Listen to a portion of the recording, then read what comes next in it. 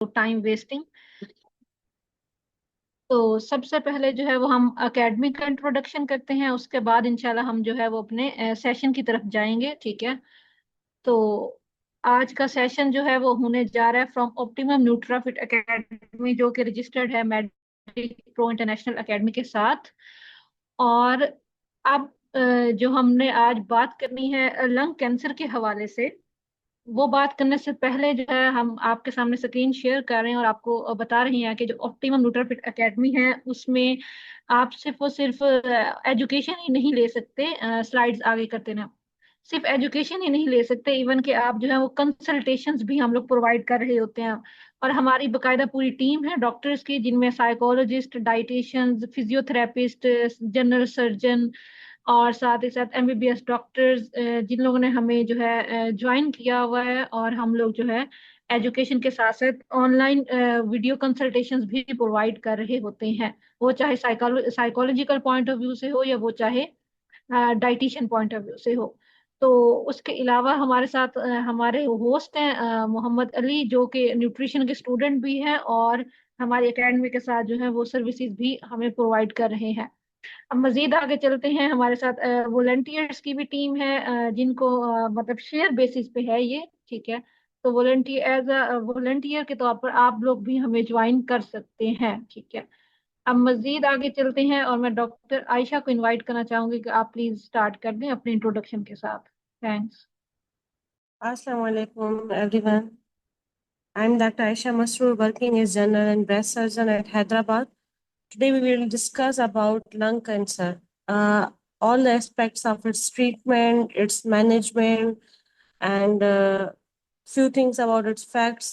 And then कुछ हम psychological और nutritional aspects से भी देखेंगे, because हम लोगों का ये प्रोग्राम करने का मतलब यही है कि हम लोगों में एक तो कैंसर्स के बारे में और जो हमारी डेली रूटीन की डिजीजेस हैं उनके बारे में हम एक तो अपने हेल्थ के वर्कर्स को और आम आवाम को एजुकेशन प्रोवाइड करें। अलोंग विद दैट, सिर्फ हर डिजीज में सिर्फ मेडिकल या सर्जिकल ट्रीटमेंट नहीं होती। अलोंग विद दैट हमें न्यूट्रिशनल सपोर्ट चाहिए होती है, हमें psychological support is very important. Because आप किसी के सामने जब कोई भी डिजीज ब्रेकआउट करते हो, यू डोंट नो कि वो जो है किस लेवल पे अपने आप को रख रहा है। तो इसलिए हमें साइकोलॉजिकल सपोर्ट, साइकोलॉजिस्ट, साइकोलॉजिकल जो सेशंस होते हैं, ऐसे पेशेंट्स जो क्रोनिक इलनेस में है, not only cancers but chronic illness में, उनको हमें लाजमी लाजमी देने हैं। ये aspect is very main aspect, but this is very divide in our management. So we will move on the lung cancer. So in this picture, you can see the trachea, and then trachea we have a two bronchus, right and left bronchus, and दोनों bronchus के साथ साथ जो है ना lungs attached है, and there is a tumor shown in the left side of the lung. And आप देख सकते हैं राइट लंग में जो है ना दो फिशर्स हैं और तीन जो है लोब्स हैं। लेफ्ट लंग में एक फिशर है जो डिवाइड कर रहा है, वो वी हैव टू लोब्स। तो ये एनाटॉमिकल और नेचुरल एक चीज है, और इसी तरीके से हमारी नॉर्मल लंग की एनाटॉमी होती है, जिसके थ्रू हम सांस ले सकते हैं, रिस्पायरेशन जिसको हम कहते हैं, ब्रीदिंग, ऑक्सीजन एक्सचेंज होती है, and all these things. Next please.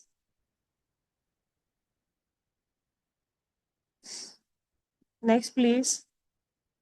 So we have some facts about the lung cancer. This is a very summarized slide. Lung cancer is the most deadly type of cancer.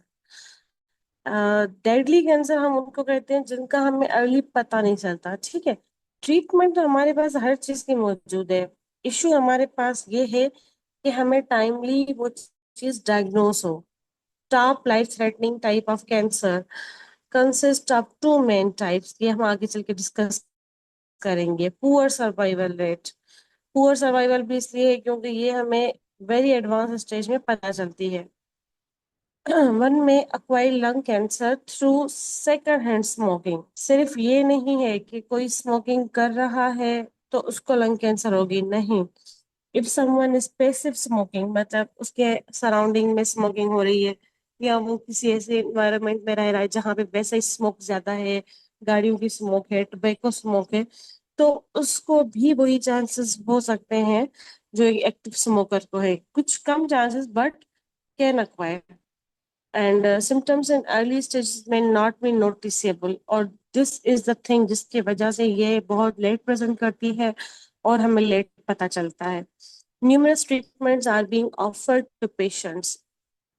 Treatment का तो हमारे pass issue ही नहीं है ना, हमारे पास surgical, pharmacological, chemotherapy, target therapies, radiotherapies, ये सारी चीजें हैं हमारे पास available. Problem is that it is timely अगर डायग्नोज हो जाती, और दिस इज द थिंग जो मैं हर कैंसर के लेक्चर में एम्फसाइज करती हूँ कि टाइमली डायग्नोज होना is a blessing.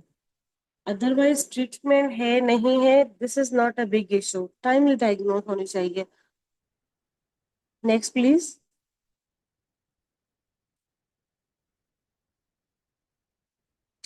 So, lung cancer remaining the leading cause of cancer-related deaths globally. In both male and female, this is a leading cause, with epidemiological data highlighting its prevalence primarily among older adults. Okay, ये फिर भी fortunately अच्छी बात है कि इसको older के group में रखा गया है, otherwise nowadays no cancer is labelled as older cancer. The pathology involves the transformation of respiratory epithelial cells, generally induced by carcinogenic agents such as tobacco smoke. The main carcinogenic agent is tobacco. करता क्या है tobacco? अब वो जो epithelium layer है उसको damage करता है अपने इरिटेंट्स के थ्रू, और जब डैमेज होती है लेयर तो वो किसी और लेयर में रिप्लेस होती है। इस तरीके से जब सेल्स किसी और एबनॉर्मल सेल्स में रिप्लेस होते रहते हैं ना, तो in the and they will cause the cancer. Next please. So this is the diagram जो हमें ये बता रहा है कि कितना पॉपुलेशन हमें लोकलाइज्ड में मिल रहा है, कितना रीजनल में मिल रहा है और कितना डिस्टेंट में मिल रहा है. एंड मोर ओवर हमारी जो डायग्नोसिस है for the lung and bronchus carcinoma की, वो हमें वो लोग मिल रहे हैं जो हमारे पास डिस्टेंट मेट्स में है, रीजनल में बहुत ही कम, और लोकलाइज मतलब अर्ली डिजीज में तो बहुत ही कम रेशो है जो सामने आ रहा है, और इसका रीजन हम आगे चल के जो है डिस्कस करेंगे. Next please. So likewise, every disease we have few symptoms of lung cancer as well, though कि वो symptoms late appear होते हैं, और sometimes क्या होता है वो symptoms मिसलीड हो जाते हैं और हम उसको कैंसर की तरह नहीं ले पाते, और डिजीज एडवांस हो जाती है. तो सिम्टम्स इंक्लूड क्रोनिक कफ. कफ अगर किसी पेशेंट को 3 महीने से ज्यादा रहती है या 6 वीक्स से ज्यादा रहती है तो उसको हमें रूल आउट करना चाहिए, उसको हमें सिंपल कफ की तरह नहीं ट्रीट करना चाहिए. And other one is wheezing sounds. ये वो साउंड्स होते हैं जो रिस्पायरेशन के थ्रू हमें ड्यूरिंग अस्कल्टेशन, जो हम स्टेथोस्कोप से सुनते हैं, हमें मिलते हैं इन द एक्सपायरेशन. तो ये एक टिपिकल साउंड्स होते हैं, तो उसको हम कहते हैं wheezing sounds. Chest and bone pain. Advance disease में this could happen, chest and bone pain. Unexplained weight loss. Likewise, most cancer causes the weight loss. And other one is difficulty in swallowing. जब advance disease हो जाएगी तो trachea, lung, और हो सकता है कभी कभी इसोफेगस में भी इन्वॉल्वमेंट हो और डिफिकल्टी इन swallowing हो.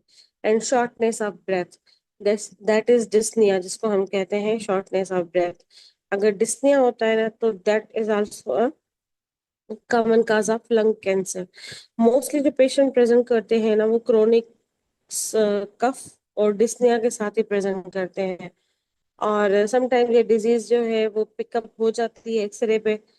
फॉर्चुनेट लोग होते हैं जिनकी एक्सरे पिकअप हो जाती है और they will start their own treatment as well. But अगर नहीं होती तो कभी कभी ये मिसलीड हो जाती है, मिसडायग्नोज हो जाती है, and then disease will become advanced. Next please.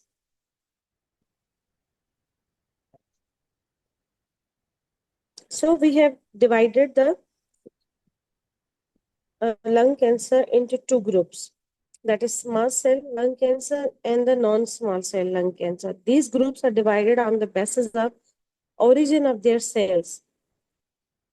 And small cell is less common and non-small cell carcinoma is more common.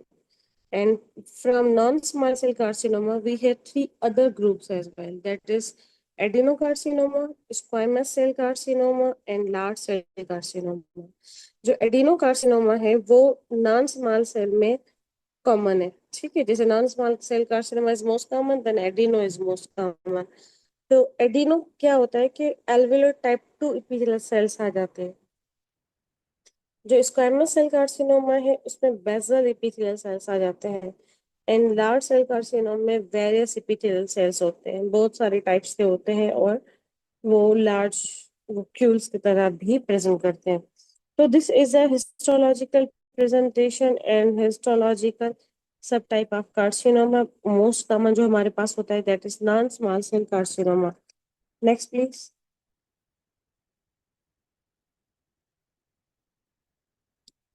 सो किसी भी चीज को लेकर जो है ना, हमें ना उम्मीद तो नहीं होना चाहिए। द फर्स्ट थिंग जो हम मेडिकल में समझते हैं that is the hope, and then fight, and then breath. उम्मीद जो है हर अच्छे कल की किरण होती है, और उम्मीद के साथ ही हम भले कोई भी एडवांस डिजीज हमारे पास आ जाए, but never we become hopeless और हेल्पलेस। हम स्टार्ट जरूर करते हैं management. So the lung cancer screening क्यों करवानी चाहिए? स्क्रीनिंग, पहला तो क्वेश्चन यही है ना कि भाई किसी को अगर स्क्रीनिंग क्या है, स्क्रीनिंग वो है ना कि अगर किसी को कोई सिम्टम नहीं हो, इंस्टेड ऑफ दैट हम उसको भेजेंगे भाई go and get your checkup. और समटाइम इस स्क्रीनिंग वर्कअप पे डिजीजेस जो है वो अपीयर हो जाती है। So what is screening? Screening done to detect a cancer before symptom develop. So now focus this sentence that it is not a disease that has yet developed any symptom. It means the disease is there but there's no symptom, matlab this is a very early disease। और अगर screening पे we have picked the disease, so we can do a better treatment of this patient in early stage। क्योंकि देखो हमें stage early चाहिए for a better treatment, for the better prognosis, for the better survival। अगर हम उसको properly early stage पे treat कर सकते हैं, there is nothing better than that। Otherwise in advanced stage जो advanced disease present करती है with all the symptoms, then treatment options are also available, but the survival is not as good as those who are going for the treatment in the early stages। So why hasn't lung cancer screening been routine? So this is a very big why. This is not a why for only lung cancer screening. This is a why for every cancer screening, because काफी ऐसे cancer हैं जो हमारे पास बहुत common है, but still we have no any screening program for that। Even अगर हम patients को guide भी करते हैं, so no one is as aware। This is a lack of awareness ना। No one is as aware that he or she can go for the screening workup, because लोग यही कहते हैं कि हमें कोई symptom ही नहीं है तो हम टेस्ट करवाने क्यों जाएं। So until recently there hasn't been an effective test। पहला तो मसला ये है कि कोई ऐसा टेस्ट ही नहीं है जिससे हमें स्क्रीनिंग वर्कअप हो जाए। Lung cancer screening with chest X-ray showed no benefit because early cancer X-ray पे जाहिर बहुत कम होती है, जब तक वो कैल्सीफाइड एक जो है ना ट्यूमर लंप ना बना ले swelling, तो कभी कभी इन केस वो जाहिर हो जाती है एक्सरे में, अदरवाइज नहीं होती। Lung cancer screening with chest X-ray has no benefit, no change in lung cancer death। जब कोई बेनिफिट नहीं हो रहा एक्सरे करवाने से, स्क्रीनिंग करवाने से थ्रू एक्सरे, ओवरऑल स्क्रीनिंग की बात नहीं है, थ्रू एक्सरे, तो उसमें जो है ना कोई बेनिफिट भी नहीं होगा, ठीक है। Who should get screen? वैसे तो देखा जाए ना, everyone should get screening for every disease, because for every cancer specially जो बहुत कॉमन है, जिनका प्रिवेलेंस हमारी पॉपुलेशन में ज्यादा है। But for this cancer there is a certain criteria, but this criteria is not for Asian. This is a European criteria. American की एक guideline थी, but though we are routinely using the guidelines, so हम इसको भी ले सकते हैं. Age 55 to 80. Current for the depending upon the smoker status, that is the current smoking or the farmer smoker. Farmer smoker में ये होता है कि कुछ चांसेस जो है अगर वो स्मोकिंग क्विट कर लेते हैं तो कम होते रहते हैं. ठीक है. More than 30 pack per year smoking history अगर हो, और या फिर पैक्स जो है वो ज्यादा हो और ईयर्स कम हो, like wise 1 pack per day for 30 years और 2 पैक्स पर day for 15 year. It means exposure after tobacco उसको टाइम सेम सेम रहा हो. मतलब अगर 30 सालों में आप 1 पैकेट पर डे ले रहे हो या 15 सालों में आप 2 पैकेट कर लो, मतलब आपने सेम एक्सपोजर ले लिया. So it will cause the damage and it should be screened. No symptom of lung cancer जिनमें हो न्यू और चेंजिंग कफ हो. कुछ लोगों को कफ होती तो वो खत्म नहीं होती, या फिर कफ में ब्लड आ रहा हो, न्यू और इंक्रीजिंग शॉर्टनेस ऑफ ब्रेथ हो, तो इन सब लोगों को हमें लंग कैंसर के लिए स्क्रीन करना चाहिए. Next please.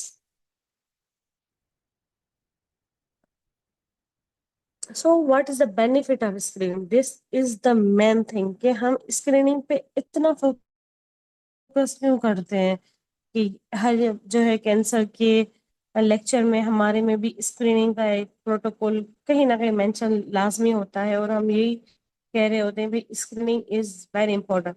Detection of lung cancer early when it is curable. Detection तो हो जाती है, अब क्यूरेबिलिटी है या नहीं है, that is the main thing. Treatment हो सकती है या नहीं हो सकती, that is the main thing. Operability है या नहीं है, that is the main thing. So अगर वो चीज अर्ली डायग्नोस हो गई तो हम उसको क्यूरेबल लेवल पे ही ट्रीट कर सकते हैं. Decrease chances of dying from lung cancer. 7 million American estimated to be eligible for lung cancer screening. इसी क्राइटेरिया को मद्देनजर रखते हुए जब ये स्टडी हुई थी तो 7 million American were eligible for screening. मतलब वो इस क्राइटेरिया में आ रहे थे कि वो स्मोकिंग में थे और कफ वगैरह और डिस्निया ये सारी चीजें थी उनमें, तो could potentially save 22,000 lives. अगर हम इस तरीके से स्क्रीनिंग करते तो हम इतना जो है ना रेशो लाइफ का बचा सकते थे. Estimated that less than 4% have undergone screening. Now मतलब वो population, American population, that is जो पढ़ी लिखी अवाम हम जिनको मानते हैं, और they are so far more than और, बट देखिए वहां पे भी there is a gap that estimated less than 4% have undergone screening. तो ये चीज जो है स्क्रीनिंग प्रोटोकॉल्स, स्क्रीनिंग पे emphasizes ये this should be done through our government setups, and ये गवर्नमेंट सेटअप में चीज होनी चाहिए to save the life. Next please.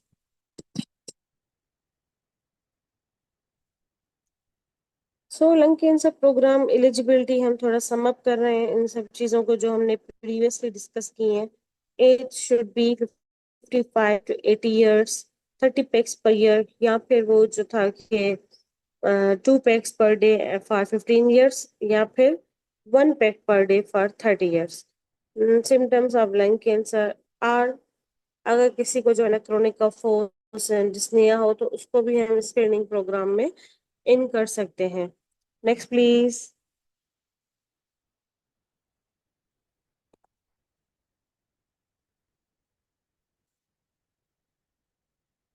So the treatment options are variable और बहुत ज़्यादा है, but again the thing is that जितना अर्ली डायग्नोज होगा उतना अर्ली ट्रीट हो सकता है और उतना अर्ली क्यूरेबल हो सकता है. Otherwise the resources will be wasted. अगर हम लेट डायग्नोसिस में ट्रीटमेंट देंगे तो हो सकता है our resources will be wasted. So the treatment अब डिपेंड करता है from the stage of the disease. ठीक है. कि directly we will go for the surgical treatment, उसमें भी मल्टीपल ऑप्शन है, or we can go for the chemotherapy, उसमें हमारे पास 3 ड्रग्स अवेलेबल हैं, सिस्प्लास्टिन, इटोपोसाइड एंड पेक्लिटेक्सेल, ठीक है। Other one option is radiotherapy.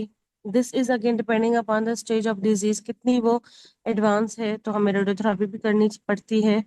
And उसमें हमारे पास 2 ऑप्शन है, एक्सटर्नल बीम रेडिएशन, ये एक कॉन्टैक्ट रेडियोथेरापी होती है, and other is intensity modulated radiation therapy.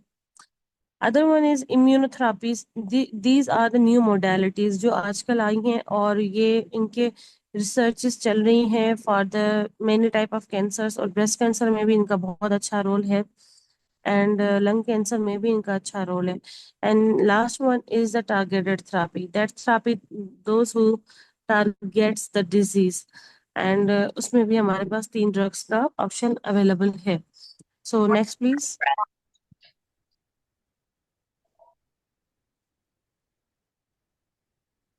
So this is a circle which is occupied even many things.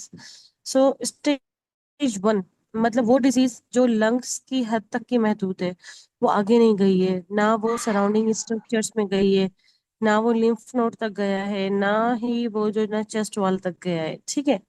आगे पीछे इस तरीके से मूव हो सकती है ना। तो स्टेज 1 में हम क्या करवाएंगे, सेगमेंटेक्टोमी हो सकती है या लोबेक्टोमी। लोब में तुम क्या कहते हैं कि एक लोब को निकाल देंगे, और सेगमेंट में जो है ना वो लोब से भी छोटा सेगमेंट होता है वो निकालेंगे। इन बिटवीन दिस जो सर्कल के अंदर आपको नजर आएगा, सेगमेंटेक्टोमी की एक पिक्चर है और एक लोबेक्टोमी की पिक्चर है, बिल्कुल ऊपर, ठीक है। उसके सेकंड में 2 और पिक्चर्स हैं जो है पाइलोबैक्टोमी एंड देन न्यूमोनेक्टोमी। पाइलोबैक्टोमी मतलब इसमें 2 लोब्स निकाल रहे हैं, और न्यूमोनेक्टोमी में मतलब पूरा एक लंग, एक साइड ऑफ लंग वो निकाल रहे हैं, ठीक है। उसके नीचे इस सर्कल में ही आप देखेंगे तो एक ओपन सर्जरी का ऑप्शन है, एक वॉट्स है, दैट इज वीडियो असिस्टेड थोरिकोस्कोपी, और ये डिवाइसेस के थ्रू होती है, that is a minimal invasive surgery. और थर्ड वन इज राट्स, RATS, ये है रोबोटिक असिस्टेड थोरिकोस्कोपी, ठीक है। सो स्टेज 1 में we will go for the segmentectomy, or lobectomy, and what's are open, ठीक है। कोई भी मेथड हम कर सकते हैं, but we are very precise to that organ कि हमें बस उसी को ही, उसी एरिया को निकालना है that is containing the tumor and along with the tumor free margins, nothing else, ठीक है। because this is very early disease, और यहाँ पे अगर डिजीज मिल जाती है ना, so we can make a very big difference in the management as well in the progress and the survival. So in the stage 2, it means the disease have moved from the lung. Now has involved the lymph nodes also. तो यहाँ भी हमें lobectomy के साथ साथ extended anatomical resection करनी है। That means कि हमें lymph nodes निकालने हैं, ठीक है। थर्ड वन इज जो हमारे पास है ऑप्शन स्टेज 3 का, वो है लोबेक्टोमी कर लें या फिर एक्सटेंडेड एनाटॉमिकल रिसेक्शन। अब ये हम ओपन भी कर सकते हैं और मिनिमल इन्वेजिव के थ्रू भी कर सकते हैं, वॉट्स भी कर सकते हैं और रोबोटिक भी कर सकते हैं। कर कैसे सकते हैं, that is another thing, that वो हम अपने सेटअप्स के हिसाब से चलते हैं, जहाँ पे जितनी अच्छी फैसिलिटीज होती है उस तरीके से वो सर्जरीज होती हैं, ठीक है। बट हमें फॉलो इन गाइडलाइंस को करना होता है कि किस स्टेज में हमें क्या करना है, क्या नहीं करना है। सो स्टेज 4 में क्या होता है, ओपन वार्ड्स है या रोबोटिक असिस्टेड टेक्निक है, हाइब्रिड या ओपन हो सकती है, सेगमेंटेक्टोमीज हो सकती है, लोबेक्टोमी और extended anatomical resection, again depend upon the procedure and the stage के, मतलब उसने कहाँ तक जो है ना उसको इन्वेट किया है। और ये चीज हमें कहाँ कैसे पता चलेगी, ये हमें पता चलेगी through CT scan of the chest, जिसमें हमें लंग्स अलॉन्ग विद उसका involve structure surrounding lymph nodes, तो जितनी चीजों में वो चीज आ रही है कि this have been involve by the tumour, वो सब चीजें हमें one by one through remove करनी है for the better survival after surgery. Then we will move towards the या तो chemotherapy, or radiotherapy, or target therapy, or immunotherapy, depending upon the situation of the patient. Next, please.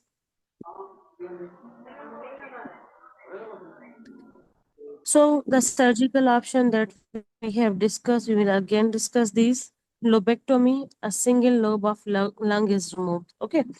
और जैसे right side पे 3 lobes होते हैं, left side पे 2 lobes होते हैं, उनमें से कोई भी एक लोब रिमूव हो जाए, that is having the tumour in it, तो उसको हम लोबेक्टोमी कहते हैं. बाइलोबेक्टोमी होता है 2 lobes of lungs are removed only on the right side. और स्लीप रिसेक्शन ये होता है कि cancerous lobe is removed and segment of the main bronchus is resected. कोई ना कोई वहां पे भी इनकी अप्रोच होगी कैंसर की, तभी जो है ना हमें ब्रोंकस तक रिमूव करना पड़ रहा है. Pneumonectomy, removal of entire lung. Segmentectomy, segment of lung is removed. ठीक है, मतलब लोब से भी छोटा होता है ये सेगमेंटेक्टोमी, और वेज रिसेक्शन सेगमेंटेक्टोमी से भी छोटा होता है. Removal of small piece, pie shaped एक पीस निकालते हैं, उसमें ट्यूमर होता है, along with tumour free margins होते हैं. मतलब जितना ट्यूमर हमारा छोटा होगा, उतना जो है हम अच्छी तरीके से उसको रिमूव कर सकते हैं, और उतना ही छोटा पीस ऑफ लंग रिमूव हो सकता है ना, और ज्यादा डैमेज की जरूरत ही नहीं पड़ेगी. एंड प्लीज बैक करें.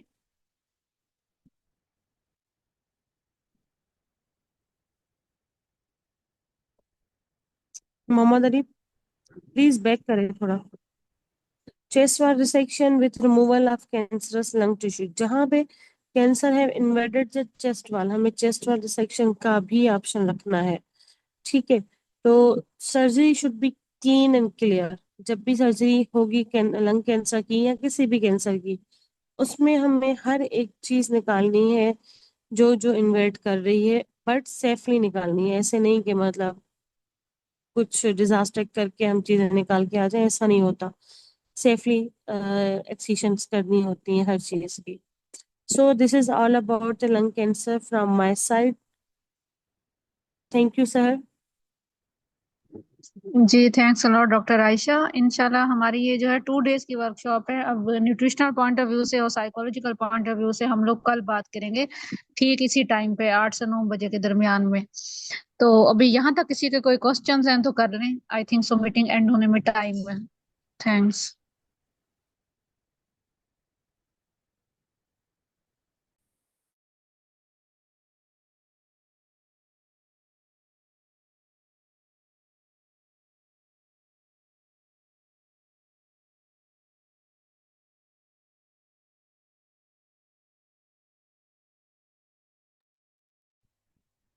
जी I asked a question, can you please answer? हाँ जी आप क्वेश्चन करें। ये तैयब है, कौन है? बताएं क्या क्वेश्चन है आपका।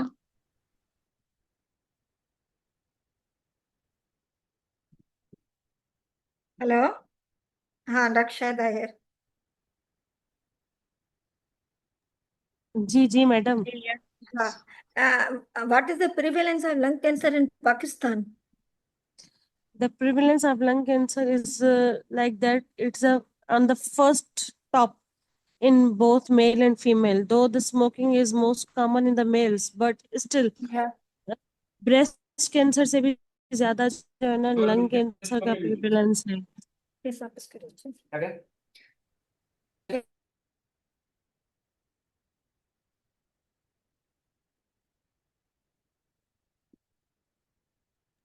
चलिए खैर, आई थिंक सो किसी और का कोई क्वेश्चन नहीं है तो ऑफिशियल ग्रुप ओपन किया जाएगा, उसमें आप लोग फर्स्ट डे का फीडबैक दे दीजिएगा, और किसी का कोई क्वेश्चन हो तो कर लीजिएगा। और फर्दर अपडेट्स के लिए भी आप हमारे ऑफिशियल ग्रुप में ऐड रहें। और कल भी इंशाल्लाह आप लोग को जूम का लिंक जो है वो